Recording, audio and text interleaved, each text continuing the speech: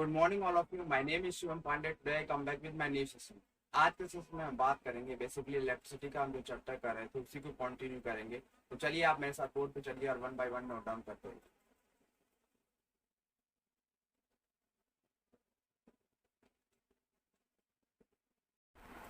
तो चलिए हम चलेंगे अपने बोर्ड की तरफ और हमारा पहला टॉपिक है रेयोस्टेट।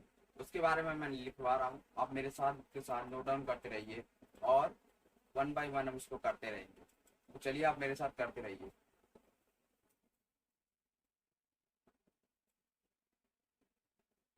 तो हमारा पहला टॉपिक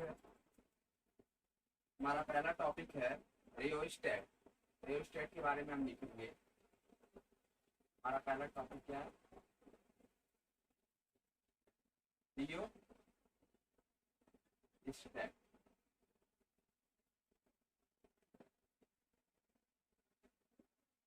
तो हमारा पहला टॉपिक है रियोस्टेट। इसके बारे में हम जानेंगे और वन बाय वन देखेंगे इसमें क्या क्या चीजें हैं और क्या क्या चीजें इंपॉर्टेंट। चलिए one by one note down करते रहिए।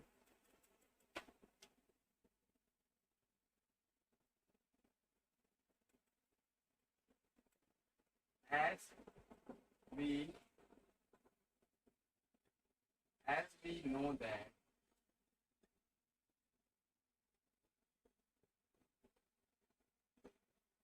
V is equal to IR। सबसे पहले रियोस्टेट के बारे में जाने की, जैसा हम जानते हैं as we know that V is equal to I R. V के इक्वल क्या होता है? I R. जब भी हम कभी रियोस्टेट के बारे में जानेंगे सबसे पहले क्या हम जानते हैं कि as we know that V is equal to I R. तो चलिए हम नेक्स्ट देखेंगे।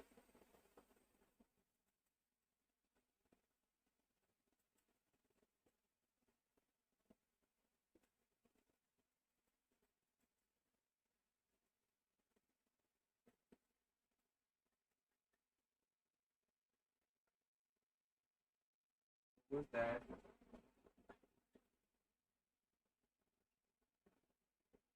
current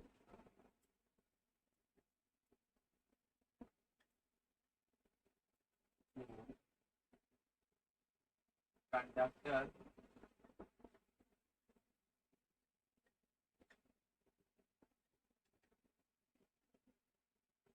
conductor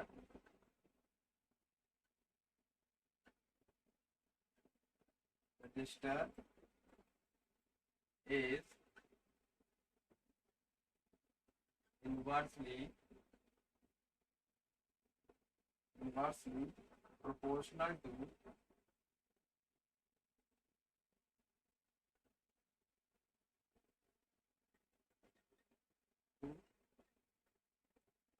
its resistance।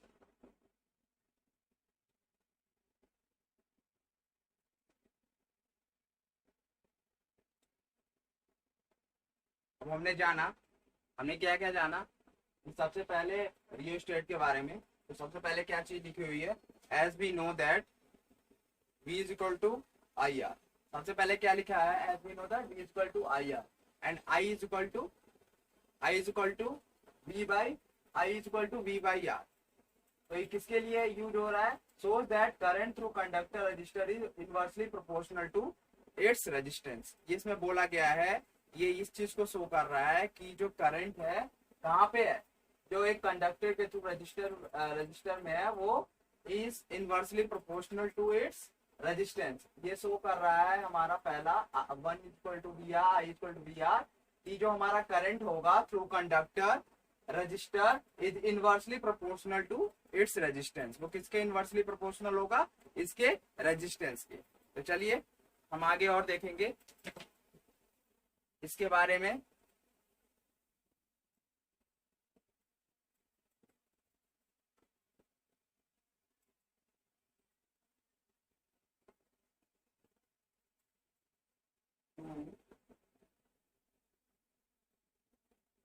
Increase और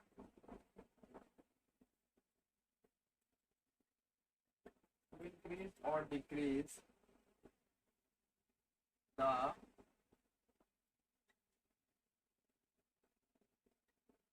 current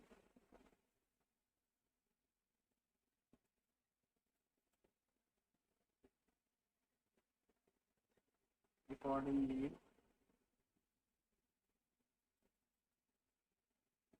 in the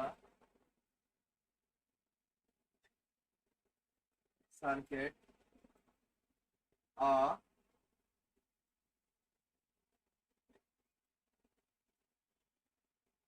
component used is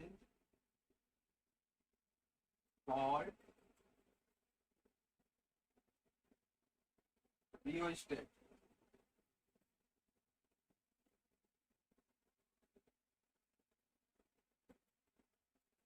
तो चलिए हम रियोस्टेट के बारे में और देखेंगे और जानेंगे इसके बारे में।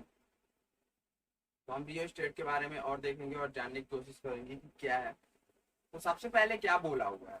सबसे पहले बोला हुआ है to increase or decrease the current accordingly in the circuit a component used is called rheostat. To increase or decrease the current, to increase or decrease the current accordingly in the circuit a component used is called rheostat. मतलब या तो हमें क्या करना हो circuit में, current को increase करना हो या हमें डिक्रीज करना हो, तो हम क्या यूज करते हैं? रियोस्टेट। तो वहां पे हम रियोस्टेट का यूज करते हैं। या तो हमें क्या करना हो, करंट का सर्किट में इंक्रीज करना हो या हमें डिक्रीज करना हो। यहाँ पे और क्या बोला हुआ था? यहाँ पे बोला हुआ था सबसे पहले रियोस्टेट के बारे में हमने जाना, as we know that V is equal to I R. V किसके इक्वल होता है? आई आर का। I is equal to V by R. ये क्या शो कर रहा है? Show that current through a conductor resistor is inversely proportional to its resistance. इसमें शो कर रहा है कि जो हमारा करंट होगा, क्या करंट होगा? थ्रू अ कंडक्टर रजिस्टर, वो इनवर्सली प्रोपोर्शनल होगा। किसके इनवर्सली प्रोपोर्शनल होगा? उसके रेजिस्टेंस से। ओके। और बोला गया है कि रियोस्टेट हम किससे यूज करते हैं?